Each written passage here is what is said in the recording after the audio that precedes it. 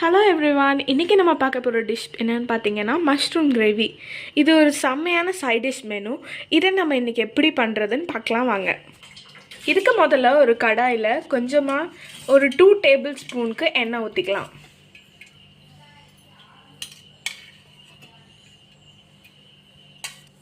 இப்போ பாருங்கள், எண்ணெய் நல்லா காஞ்சிடுச்சு. இப்போ இதோட நம்ம எடுத்து வச்சுருக்க ஸ்பைசஸை போட்டுக்கலாம். முதல்ல நம்ம 2 பிரிஞ்சி இலை போட்டுக்கலாம். இது கூடவே கொஞ்சம் பட்டை, கிராம்பு ஆட் பண்ணிக்கலாம்.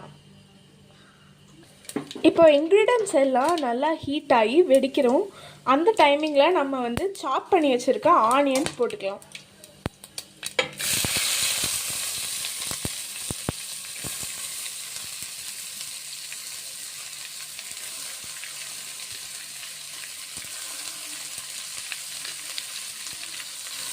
இப்போ நம்ம ஆனியனை நல்லா இப்படி இதோட மிக்ஸ் பண்ணிடலாம். இப்போ இந்த ஆனியன் போட்டு கொஞ்சம் வதங்கின உடனே நம்ம கொஞ்சமாக சால்ட் ஆட் பண்ணிக்கலாம். இப்போ ஒரு 5 மினிட்ஸ் ஆயிடுச்சு. நம்ம போட்டு வச்சுருக்க அந்த லிட்டை எடுத்துருவோம். பாருங்கள், நல்லா கோல்டன் ப்ரௌன் கலரில் நல்லா தக்காளியெல்லாம் மசிஞ்சு நல்லா வந்திருக்கு. இதை நல்லா ஒரு கிளறி விட்டுக்கோங்க. இப்போ இது கூட நம்ம கொஞ்சம் ஜிஞ்சர் கார்லிக் பேஸ்ட் ஆட் பண்ண போகிறோம். 2 ஸ்பூன் அளவுக்கு ஜிஞ்சர் கார்லிக் பேஸ்ட் ஆட் பண்ணிக்கோங்க. இப்போ இதையும் சேர்த்து இதோட நல்லா வதக்கி விட்டுக்கோங்க. எப்பவுமே ஜிஞ்சர் கார்லிக் பேஸ்ட் இந்த ஸ்டேஜில் இருக்கும்போது தான் போடணும். ஃபஸ்ட்டே போட்டோன்னா அது ஒரு மாதிரி அடிப்பிடிச்ச மாதிரி ஆகிடும். அதனால் இப்படி கொதிச்சு வர ஆரம்பிச்சிருச்சு. இந்த ஸ்டேஜில் நம்ம ஒரு தட்டு போட்டு இதை மூடி வச்சிடலாம். இந்த தட்டை ஒரு 5 மினிட்ஸ் கழித்து ஓப்பன் பண்ணால் போதும்.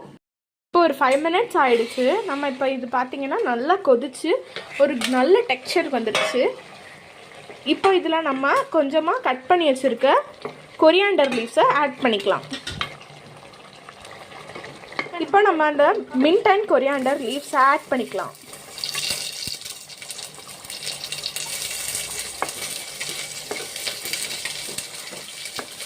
இப்போ இதை நல்லா இப்படி மிக்ஸ் பண்ணி விட்டுட்டு ஃபைனலி நம்ம ஒயிட் பெப்பர் ஒரு 1.5 டீஸ்பூன்ஸ் எடுத்து வச்சுருக்கோம். அதையும் ஆட் பண்ணிக்கலாம். ஒயிட் பெப்பர் ஆப்ஷனல் தான், உங்களுக்கு வேணும்னா போட்டுக்கலாம் பெப்பர்.